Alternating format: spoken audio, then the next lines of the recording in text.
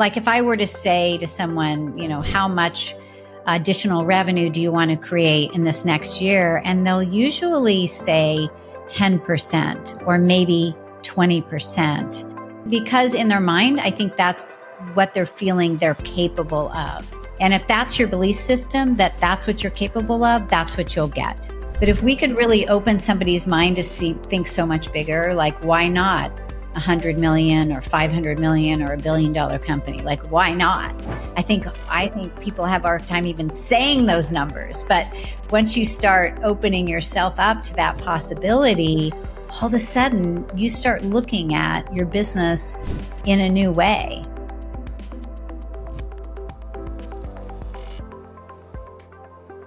Hello and welcome to the Show Your Value podcast, where we explore the art of value creation in three macro buckets: material value creation, emotional energy, and spiritual value creation.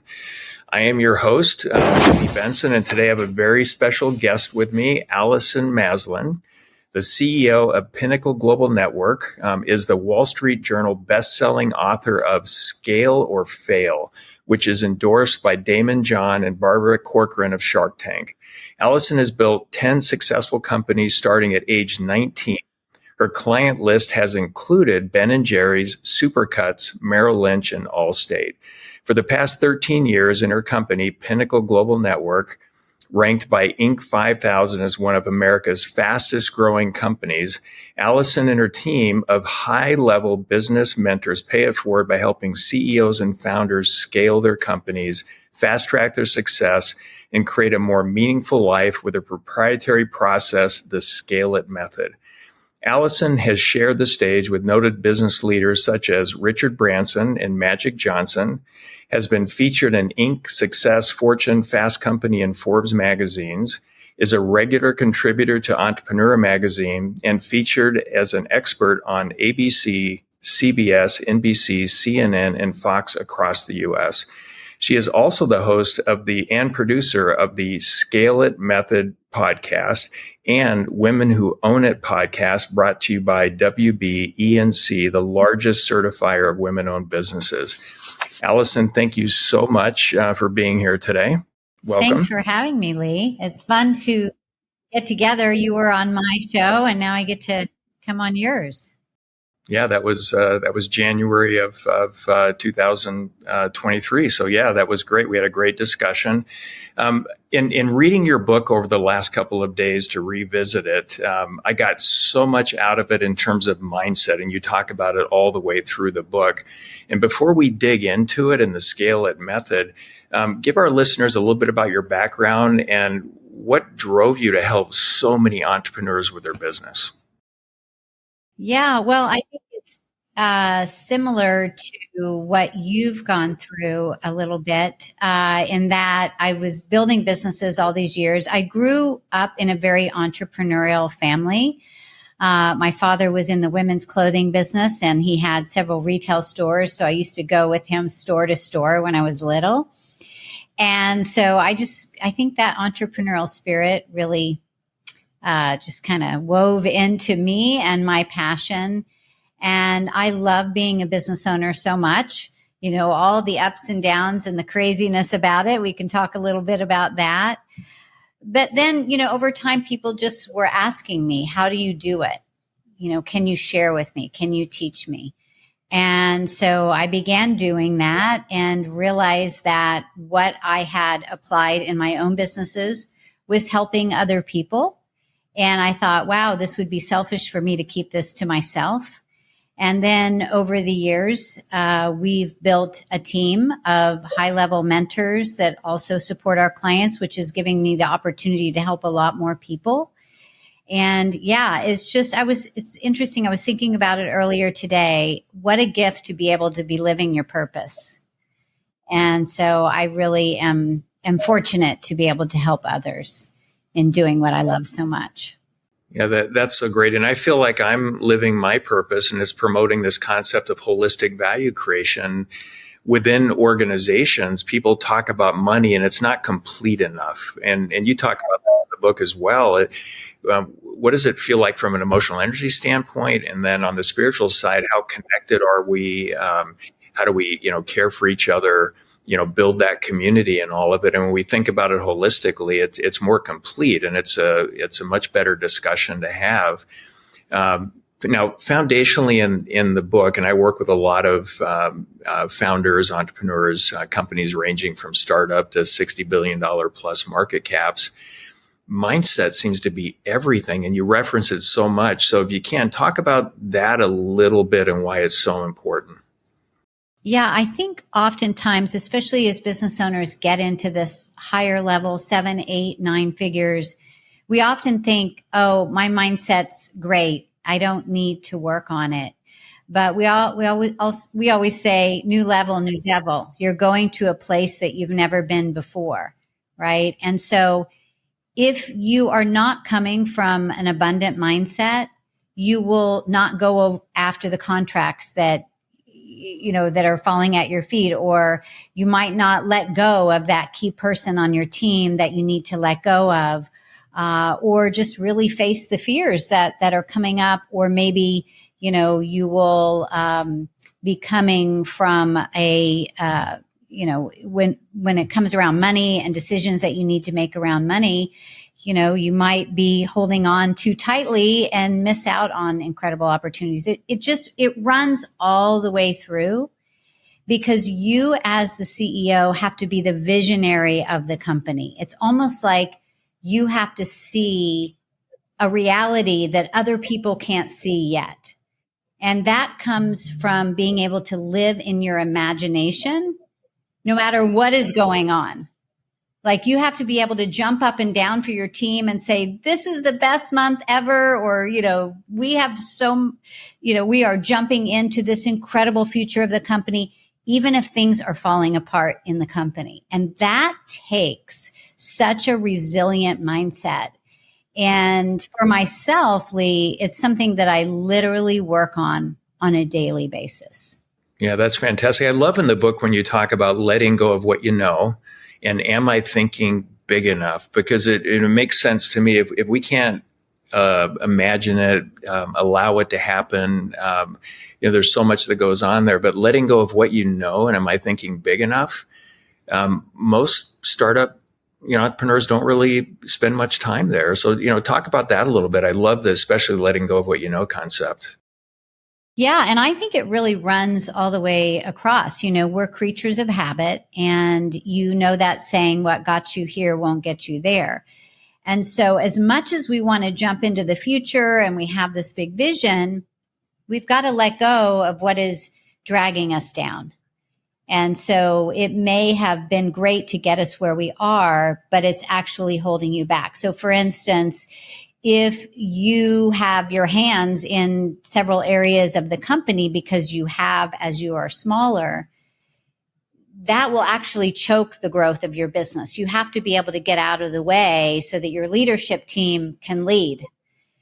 And you may be missing, new ways of approaching things because you're so used to always having the answer, but maybe your team has a more creative solution. So it's letting go of your behaviors. It's letting go of maybe people on the team that were great to a certain point, but they're not the ones to take you to the next level. It may be letting go of revenue streams that, they were great when you were smaller, but they're not profitable as you grow.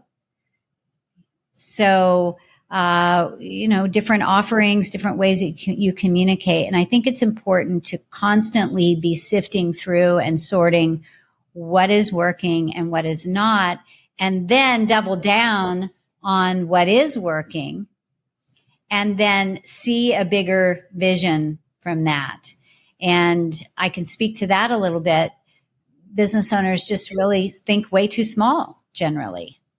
Yeah, and I think that's great. Before we get into it, are there any tricks or techniques or, just helpful pointers to get folks to let go of what they know with the right intent? Herein lies the challenge, Lee, is often we don't realize we're doing it. it can often be unconscious. And so I think it's really important when you do work with a mentor that you have someone that's holding you accountable and someone that's really going to be honest with you. Like, okay, you keep showing up with this and you keep saying you're going to make a change and you're not. Like this isn't working. So having that really honest person in your life that's going to tell you the truth, I think is critical, but also just looking at yourself in the mirror. And number one, we have to take responsibility for everything that's happening in the company. So blaming other people on the teams that things aren't working out, we made the decision to bring them on in the first place. So that it starts with that, taking responsibility for everything. And then, just really taking a cold, hard look. I would list out every department of the company. So everything from, your vision, your strategic vision, your revenue streams, your marketing, your sales, your operations, your team, every aspect. And then just rate yourself from 0 to 10, 10 being great, or rate that department or different aspects of it. And if it's not up there in the 8, 9, you need to really look at letting that go or making a change.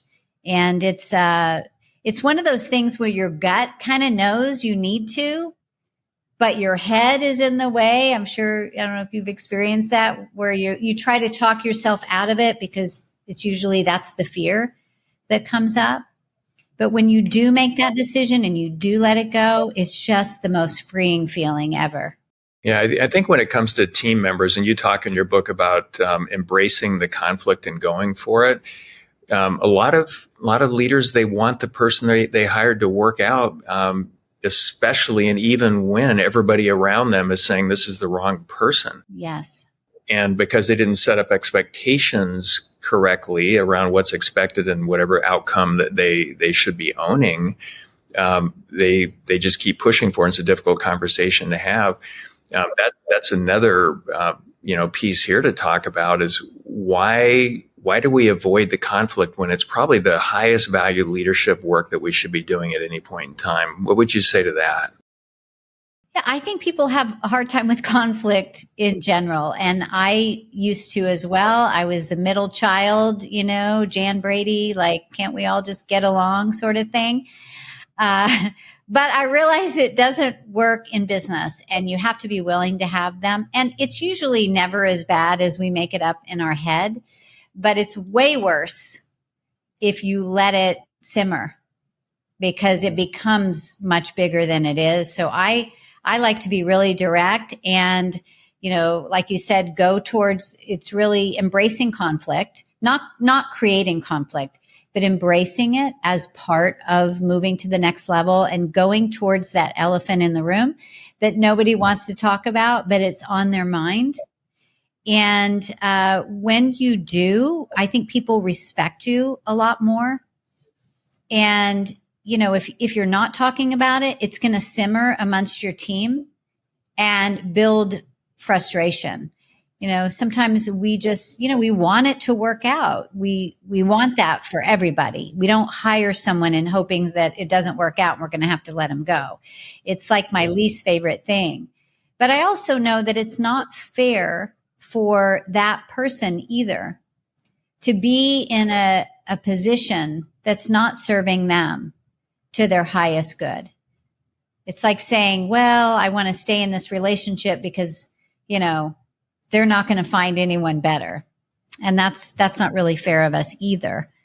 So it's easier to, if you've done all the things, you've done the training, you've had the conversations and it's still not happening, you've got to have A players if you're going to go to the Super Bowl. If you're super serious about this year being your best year ever, you need your best players on the team. And just because somebody is okay, the question to ask yourself is, would you hire them again? And if the answer is no, then you know your answer. You know what you need to do. Yeah. And one of the things that I've found that makes the conversation easier if you have to let them go is when you hire them, say, we're hiring you to achieve this outcome. Do you think you can do that? Absolutely. Okay, great. Do you also understand if the outcome falls below this line, then this probably won't work? And great that you tried, but we'll have to make a change. Yep, absolutely understand. So when it falls below that line, it's an easier conversation where at least 9 out of 10 go, yeah, I get it. And thank you for trying. Yeah, it's setting those expectations. And I think that's where I feel that business owners get stuck and the employee is that there is those mismatched expectations. And so if they know exactly the targets that they're reaching for, and I know you talk about this, finding that one number in each department. So when they know exactly what they're reaching for and what those benchmarks are, then, the likelihood that they're going to hit it goes way up.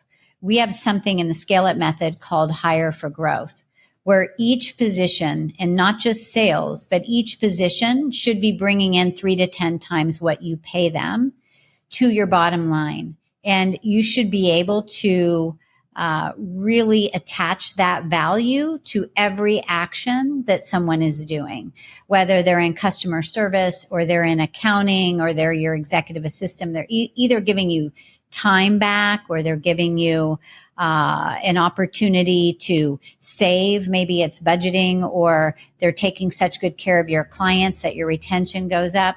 Whatever that is, you've got to measure it and they need to know what they're reaching for. Yeah. And a lot don't think about it that way. We hire an employee, it's an investment. We need to get a return that's more than what we've invested in that. And they're investing their time and they want to get a return on that as well. But it's an interesting way to think about it. And I don't think most really do, from what I've seen is I have a job, here's a bunch of tasks to do, but they're not thinking about the ROI of doing it. And if they came in with this value creation mindset, I'm here to create value. How can I make sure that I'm covered? So you get the material return, the emotional energy, the spiritual piece, and how we're connected more and more as a community. Yeah. Yeah, 1,000%. And I love your holistic perspective. It's definitely how I operate and how my team operates. I just think that when you look at your business that way, you just have happier people all the way around, and that creates happier customers too. Yeah. And back to mindset a bit. Am I thinking big enough? And I love the way you talk about think 3X and then triple it again. Yeah. And I'm thinking, oh my gosh, like even if they didn't do it, they're going to come up with things and thinking that way. They're going to make them go way further than they otherwise would have. So talk about that a little bit. That's an incredible exercise. Yeah. I think that, like if I were to say to someone, how much additional revenue do you want to create in this next year? And they'll usually say, something like 10% or maybe 20%. But if they were really, because in their mind, I think that's what they're feeling they're capable of. And if that's your belief system, that's what you're capable of, that's what you'll get, or you'll be reaching for that. But if we could really open somebody's mind to think so much bigger, like why not 100 million or 500 million or $1 billion company? Like why not? I think people have a hard time even saying those numbers. But once you start opening yourself up to that possibility, all of a sudden you start looking at your business in a new way. One of the other ways I like to put it is, what if you could imagine, like if I say, what do you want to create in this next year? Like, what's that revenue number? Write that down. And then I ask, what if you were to bring that in monthly instead of yearly? And of course, that takes your breath away. But the truth is that most business owners, once they've been in business for a while, they're already bringing in monthly what they used to bring in yearly, like in that very early period, right? So it's just a number. It really is. And when you start thinking that way, all of a sudden you look at, wow, I could get some corporate contracts or some government contracts. I could partner and, or maybe acquire another company. There's so many other ways to think about it. But first you have to allow your mind to open up to look at something that seemingly is impossible, but what if it wasn't? Yeah. Yeah. Love that. I think back so I'm on my 7th company that I've started from scratch. I'll eventually get to 10, I'm sure. And the biggest exit that I've had, they've been from a few million to 9 figures, well into that. The first year, 300,000 in sales, 360 actually. And it took 3 years to break a million. And then it took another, probably 5-6 years to break a million a month. And then that first year we broke a million a month. We were doing 2 million a month by the end of the year.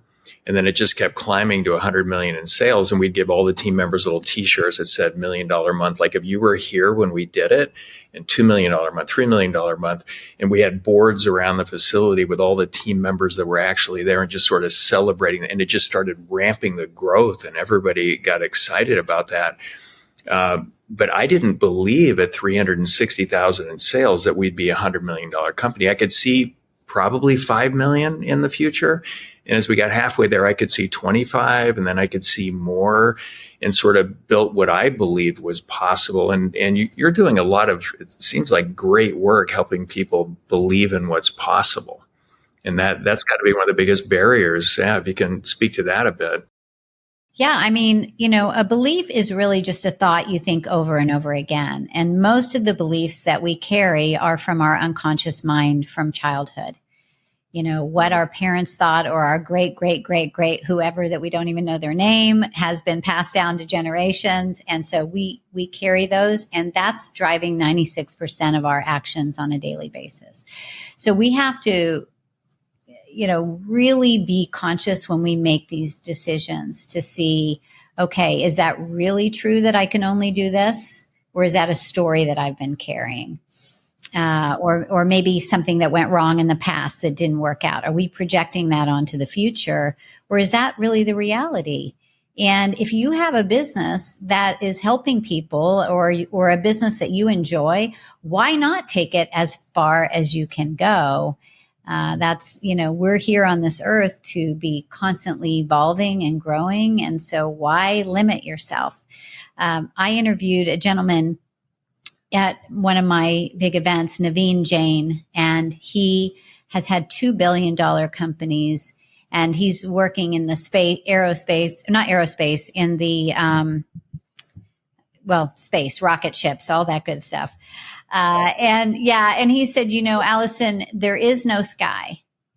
There is no sky. He said, you're not going to get in a rocket ship and pass sky, call your mom and go, hey, I just passed sky. It's like this completely limitless universe. And this was from a man who came from India with $5 in his pocket to the United States and grew up in complete poverty. And so I really feel like that, everyone has that opportunity to dream as big as possible. And, that's what really excites me. And it's amazing what happens with our clients that we mentor once they open that door. And of course, we work with them on the skillet method, to help them scale. So they have the strategies behind it. All of a sudden, their business, they start doubling, tripling, quadrupling, or they get, one of our members just got a 24 multiple on the sale of his company. And he had never even thought that was possible before. So it really impacts you in a very real way. That is so great. And I can see that you genuinely feel really good about helping people achieve that, and helping others it's a big part of everything that I do. And it comes out really very clear in your book. One of my maxims, and it's a daily mantra for me, is do less better. So most CEOs love that. So many different things, and every company that I work with, nonprofit and for-profit, there's usually only 3 to 4 things that drive the majority of the value, even if they're worth tens of billions of dollars, and yet they're focusing on sometimes dozens or hundreds of things. Yes. Let's get back to the basics and watch what happens to cash flow. So I love how you've simplified, and I think that's where the genius is. It's simplifying things where a broader part of the team actually get it. But when I think about skillet method and the 5 components of scale, you've got, if I'm remembering this correctly, you have vision, cash flow, you've got team alliance, you've got leadership, and you have execution. And execution to me is sometimes 90% plus of the game. Walk through that for the listeners, because I love how you simplified it. And I think it's just easier for business leaders, entrepreneurs to get their head around that. Yeah, I think the bigger you grow, there's more complexity. And so you really want to remove that complexity. And so that you're going directly to putting your action directly to where it needs to be. It's kind of like that, the 80-20 rule and focusing on the top 20% that's really moving the needle. But most people are focused on the 80% that they need to let go of, which what we were talking about earlier. But the skillet method is the 5 pillars: strategic vision, cash flow, like you said, alliance of the team, leadership, and execution. And we have tools and strategies amongst each pillar, and they really run across all industries and all business models. So I'll just give you an example of a few of them. So strategic vision is where we start, and it's the most important. I believe it's the most important pillar. It's the one that business owners spend the least amount of time on. Like, we're in the place now, it's a new year, we're going to build out that vision. And then we kind of check in June and see where we landed in December. But really, as a CEO, not only do you need to know where you're going, and I mean super clear, and reverse engineer that so the whole team knows the roadmap to get there, but you as the CEO need to live in that vision every single day, because everyone else is going to be bouncing off of you. So that's reiterating that vision in every meeting that you're in. As you're hiring people, it really needs to be kind of the glue of the company and the GPS, so everyone knows where you're going. Well, to that point, it seems like a lot of CEOs just assume everybody sees the vision the way they do, and they're not connecting the dots, and the CEOs will get very frustrated when they don't. So just kind of putting an exclamation point on this needs to be done, but communicated to where people actually get it, because I see most of the time they haven't done that very well. Yeah. I mean, if you were to go to most of employees in a company and ask them what the vision is, most of them will not know.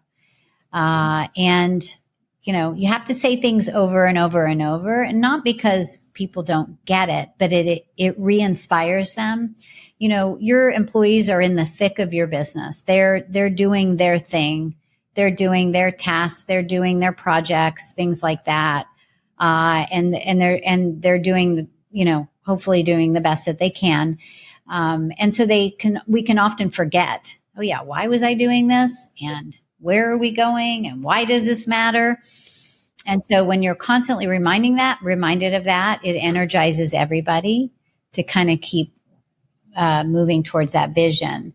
And so in that pillar, we have tools to create the vision, create what I call the big picture vision. And it's sort of like a mind map that helps you to really get creative and so forth, and then reverse engineer that into a plan. And then we have, processes, of course, to drive cash flow. So, your marketing plan, building out your sales plan, the organization of your finances. I mean, that alone, if we can get into a company and see, how are they managing their payroll? How are your receivables, and what are your terms? I mean, there's so many different things that people can do. We've had many clients in the construction industry, and just as an example, that the way they've always operated is they don't get much down up front. And so then they're struggling with cash during that float. And we've helped them to negotiate to have a much bigger deposit. So anyway, all of those things kind of fall within these 5 pillars. And if you think of a pillar, it's got to hold something heavy. That's why it has to be strong. And so each of those pillars we need to really shore up. And so that once they are, then it will take you to that next phase in scaling your business. What are the biggest opportunities you see being missed when it comes to cash flow and taking that serious? And I've had very cash flow intensive businesses in the past. What are the biggest misses that happen? And I'm sure there's cash flow intensive, but also misses on the service side. What are you seeing? Yeah, I think that first you've got to get really clear on your numbers. Like, what does it cost to acquire a customer? And what is your lifetime value of a customer? And what is your true profitability? Because you might be bringing in a lot of money, but you might be spending more. And it doesn't mean that you shouldn't be investing in your business, but you just want to be really smart about it in how you are doing it. So, for instance, have you decided to build a software? Are you going to get an investor for that? Do you need to be the one that finances the whole thing? Do you have adequate credit line? Just there's so many different things to consider. And, are you spending too much to get a customer? Maybe not. It depends on the lifetime value that you have. Maybe you're not making a lot, on that first round with the customer, but then you're making it on year 2, year 3, and so forth. But can the company sustain that? If you're taking payment terms for a client, at what point does it become profitable? Does it make more sense to have them pay in full? And if you do that, how is that going to impact your monthly receivables? So I think there's just so many ways to look at it, but you've got to be, just because you're making more money in the business doesn't mean that you're making more money, if that makes sense. 100%. I've had, some of my businesses, we did incredibly well at the bottom line, but if we keep this up, we're going out of business because we'll run out of cash. We've got tens of millions sitting on the shelf, tens of millions going into equipment. And I see a lot of, leaders out there that aren't planning for a rainy day. They have a couple of really great years of distributing the majority of it. Then all of a sudden they needed that cash. So I think that can be a pretty big miss too, is not planning for that. Yeah. Yeah. Lots of things to consider. And, when you're in it, you don't see it. And doesn't mean you don't know your business, but it's a whole new territory as you scale. But when you do it smartly, then, the opportunities are endless.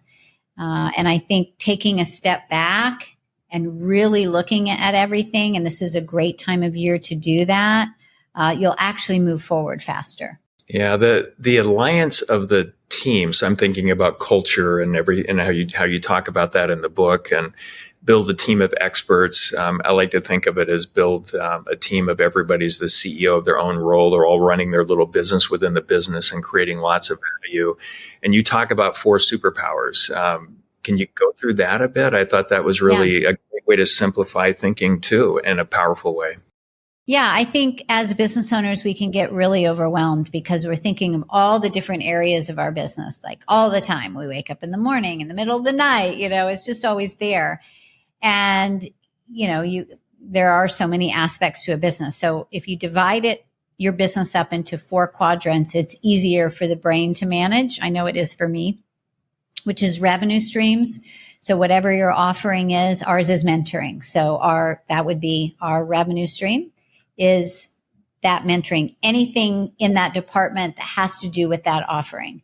And then you've got your marketing. That's anything that's driving traffic to you. Sales is your conversion piece. And then operations is team, finance, legal, systems processes. And so what you ultimately want to do is have a leader running each of those quadrants. Now, if I ask most business owners, I say, out of the 4, where are your hands? Like, where do you got your hands in? Or if we think of like an octopus, right? The tentacles. And they'll usually say 3 or 4. And then I say, well, that's why you're overwhelmed. So, that's not, you need to be that visionary CEO and get out of the day to day. So if we can figure out where the CEO shines out of the 4, pick one that you could live in for now, And then we want to find leaders that's their superpower, are those other three. So find a superpower in marketing, a superpower in sales, superpower in operations. Of course, they'll ultimately have a team underneath them.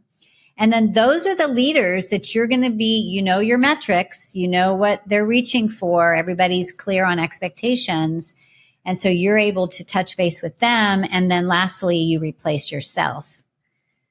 So if you're running sales, then ultimately you need to bring in a sales director, sales manager, and get out of the weeds. But it's a really simple, it's simple to explain, but it really is not as complicated as we think. You don't have to do it all at once. You don't have to. I highly recommend that you don't do it all at once.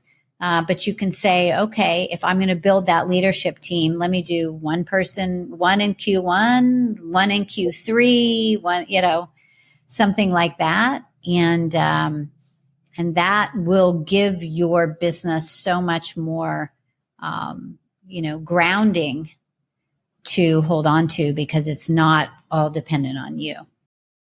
Yeah, for a lot of business leaders, this sounds so easy when people say it, but they're in the middle of being overwhelmed. So how do I move in this direction of, like, utopia for me when I think about the other side is we all should build a machine that scales with less and less and less of your input. So you're working, as you say, fully on the business in the ideal state, but build this machine that scales without you.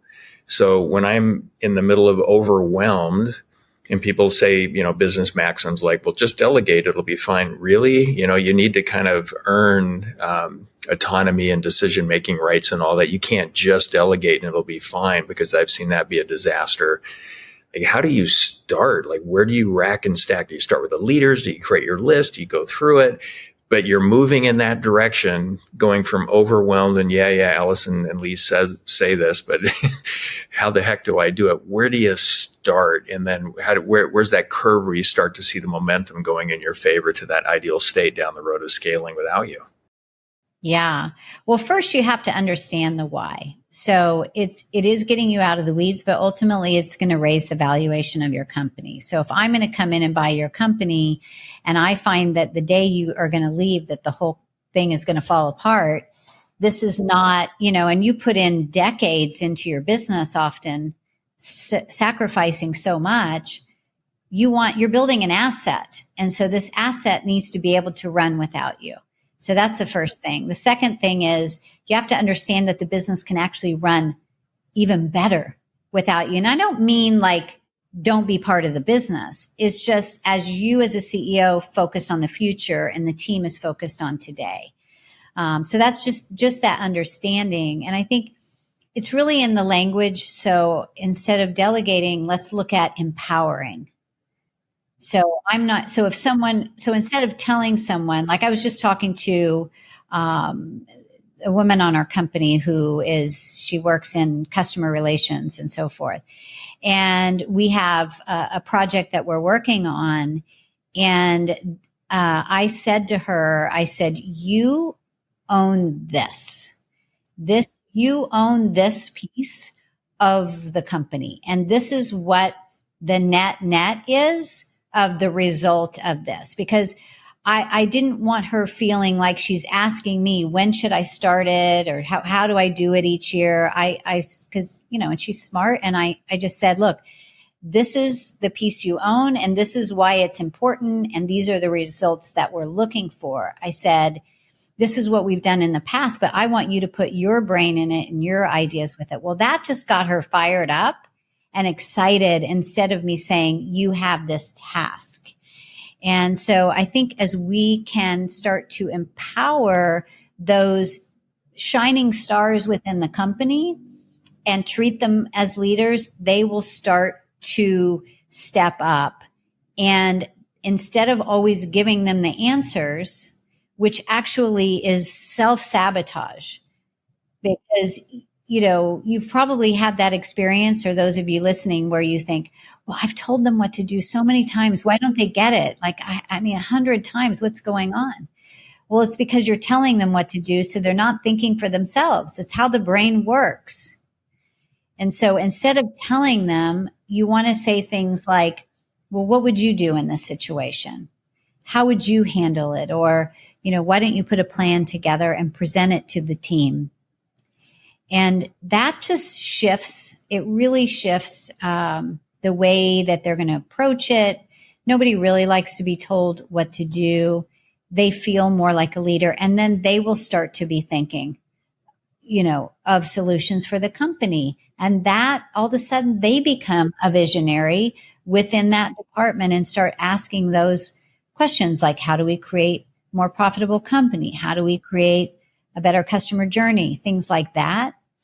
And that's where it starts to get really fun and exciting.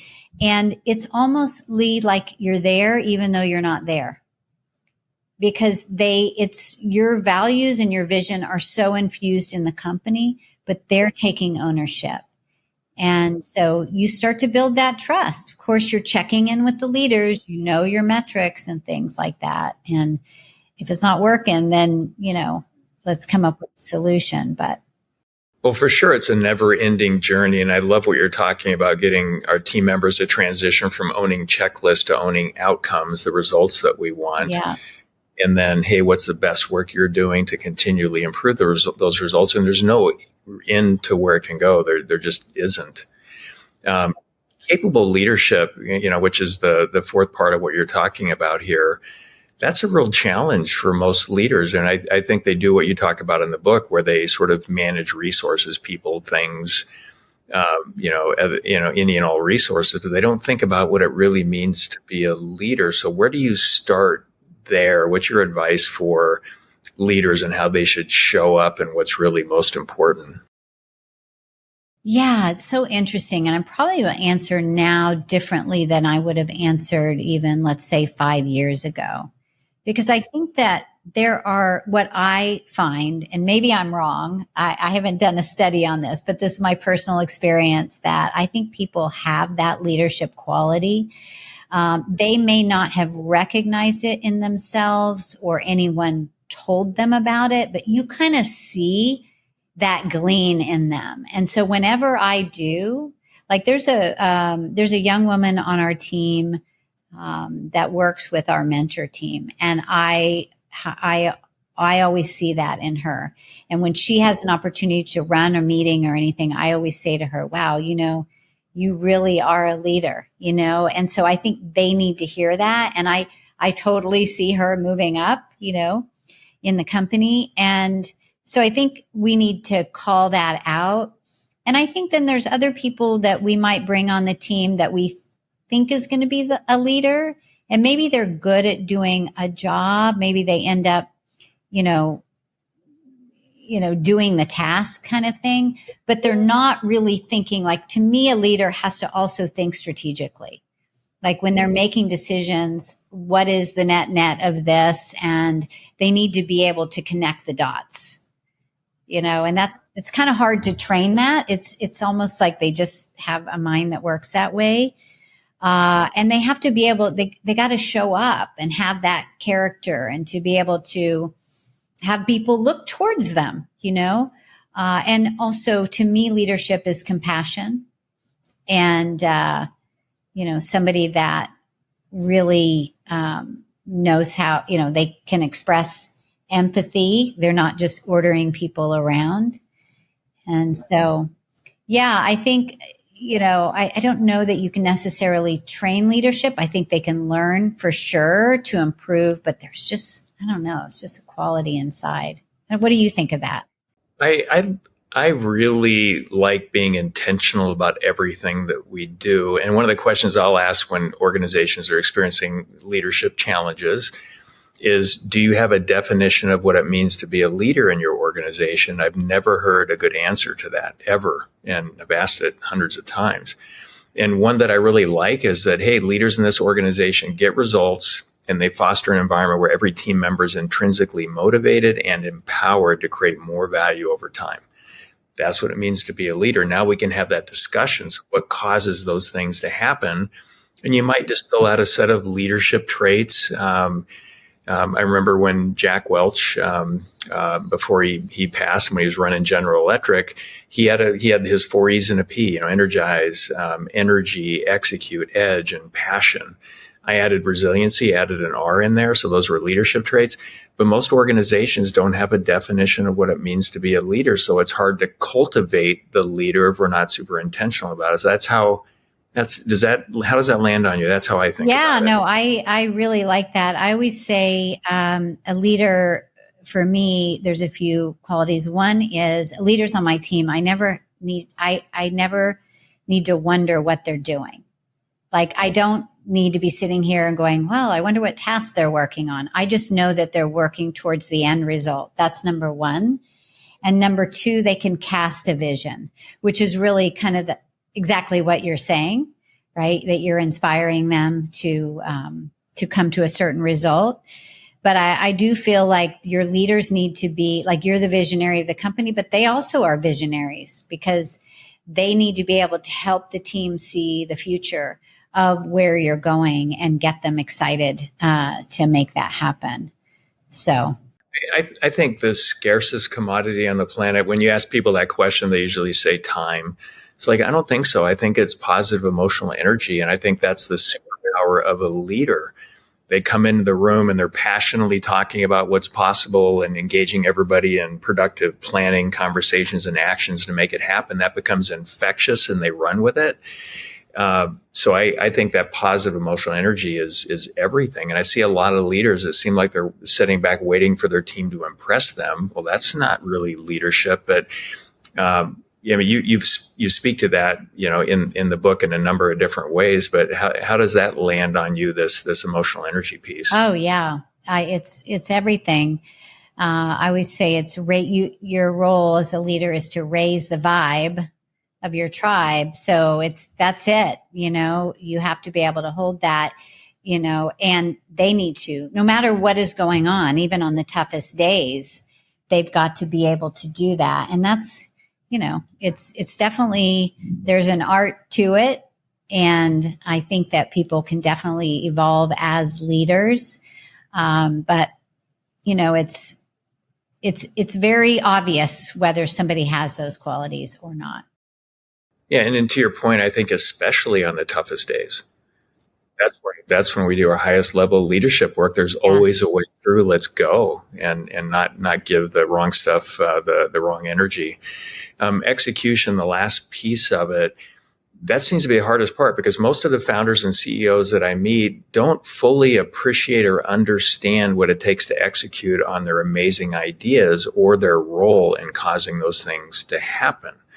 So getting them to understand it and do it. And I find that having conversations around what they want to do, those things are a lot more interesting than actually doing it.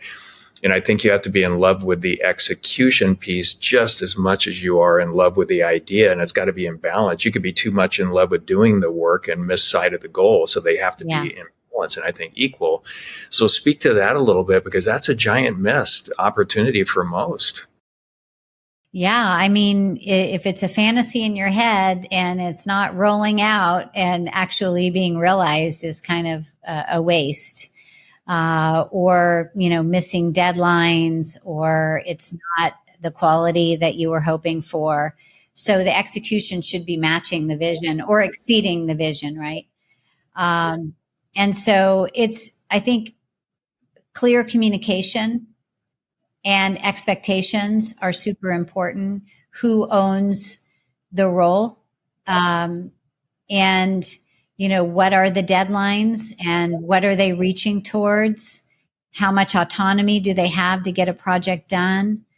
Who is owning it? Who is owning this project and who is responsible for it? And I think as you grow, you've got to really pay attention that, you don't have people stepping on one another's toes, and that the communication is clear running through the company, as well. But yeah, it's really having a clear plan, reverse engineering that plan, people knowing the deadlines, knowing the why, knowing the target that they're going to be hitting.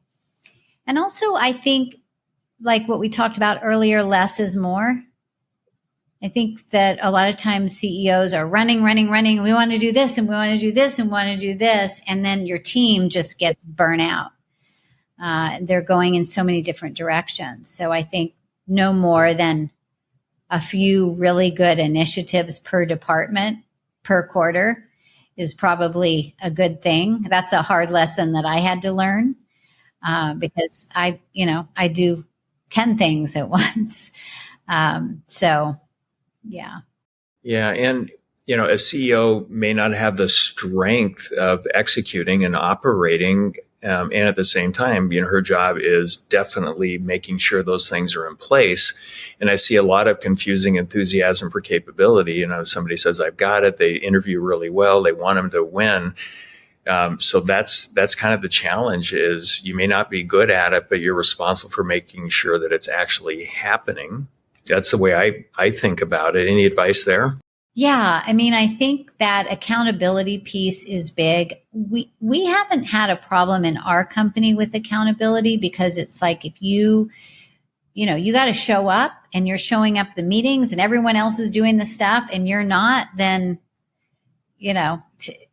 it's an uncomfortable piece. So if that's happening within the company, then obviously there's just either a breakdown of communication or someone is just not taking responsibility and they probably are not a fit. If you're having to drag somebody along, it brings everybody down. Well, I guess simply if the results aren't where you think they should be or know they should be, you're doing something wrong. So sit back and evaluate it. And I love your advice on, get an advisor to help you see the stuff that maybe you see but don't want to admit to or see, or you just don't see and help you move a lot faster. And I've always thought responsible growth, as fast as you can responsibly grow, you should do it. And it's good for so many reasons. But talk about why scaling is so important. Well, like I said earlier, it's like, no matter whatever your spiritual belief is that, you live once or, maybe if you believe in reincarnation, you're here many times. But I feel like while I'm here and I got my feet on the ground, I want to take it as far as I can go. And why limit yourself? So that's for me. But you want to do it smartly. You want to do it strategically. It's not just jumping off a cliff. You want to have a good roadmap to follow. You want to have guardrails to hold on to, as you're taking those leaps as well. And it's an exciting journey. Look, you've been on that journey many times. And I think it's beyond the money. It's really, to me, it's that sense of accomplishment, like really finding what your purpose is and taking it as far as you can go. And by doing that, you inspire so many other people to stand up and go after their dreams. I know, Lee, you've done that for so many people. I'm sure they look to you and say, wow, look what Lee's done. I could do that too, And so I love that. I love seeing other people reach their dreams. I mean, to me and the work that I do, when I get those cards and emails of all the things that they're accomplishing because they took that leap, it just is the best. Like it literally is just the most fulfilling thing ever. So, yeah, 100%. What I feel best about is when the leaders that I work with in the companies I've had over the years go off to lead companies that are bigger than the one that I had, and they're just thriving. It's like, oh my gosh, like that is absolutely it. And they're treated like unicorns because they're talking about creating value and holistic value for all the team members. And I really feel great about that. The visionary leader, what are the top two components of a really effective visionary leader that you could share with our listeners? Yeah, so it's like the opposite of the octopus, right? The octopus is micromanaging. They got their tentacles in every single department. So a visionary leader is somebody that can really hold on to that vision in their mind and their mindset, and they're able to communicate that on a regular basis, and that has your core values, but it's not just a list of words, that you're actually demonstrating that and living that. So if your core value is integrity, but you're not carrying integrity, your employees are going to really see that this is not a cohesive environment here. So I think that you have to practice what you preach as a visionary, and then always be focused way ahead. Like Jeff Bezos was like, today was already old news. For Amazon, it was 3 years ahead. This is where we're going. And that's what that would inspire, he's not in the day-to-day running the business anymore, but that would inspire everybody, and also the shareholders and so forth. And I think that's probably, the most important. And of course, seeing the vision in other people. This isn't about, if you're going to scale a business, it cannot be like the Lee show or the Allison show. This really has to be the team show. And so what I do now more than ever is I like on our marketing and different things that we do, I put the picture of the team, and I like to highlight them because they are really the ones that are making the magic happen. Yeah, that's great. And I've seen lots of examples of what I would call expensive wallpaper with mission and values and all that, and senior leadership doesn't live it, and it has the opposite effect of what they were trying to do. With the team members. So I love you have to walk the talk. If it's a value, everybody, especially the top leader and the senior leadership team, have to live it. Now you have an event coming up, Scale It Live in February. It's coming up pretty quick. Talk to our listeners about that. I'm a real fan of the work that you're doing here. I think you're making a giant difference in the world. So what can we expect for anybody attending that? Yeah, thanks, Lee. So Scale It Live is February 1st through the 3rd in Los Angeles. And it's our 14th year doing this event, which I remember the first year. So I cannot believe we're already at the 14th year. Holy cow. It is a journey that we take business owners through over the 3 days. So it's not where you just sit back and kind of are a passive participant in the event listening to great speakers. It's a working event. And so we use our tools from the skillet method, and each day builds upon itself. So we build out your strategic vision. We build out your cash flow plan, your marketing plan, your hiring plan, how you're going to replace yourself in the company, your leadership plan, all of that. And you leave at the end of the 3rd day with a step-by-step plan for the whole year of, the growth of your company.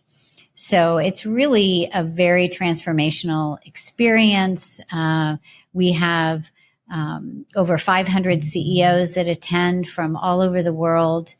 And so just the being in that bubble, that creative bubble, you just get all of these amazing breakthroughs and look at your business in a completely new way.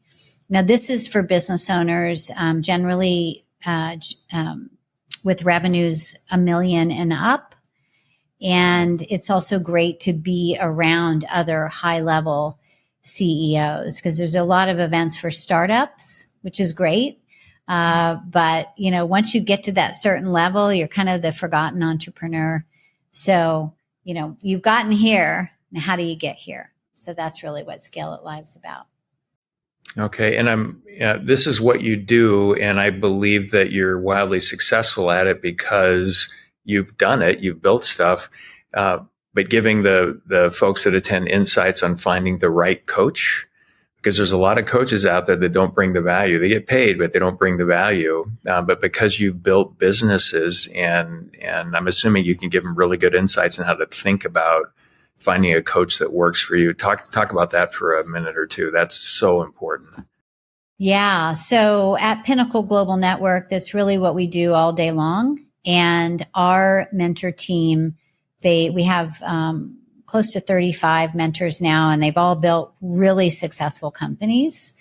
Some of them have had public companies. They've had thousands of employees.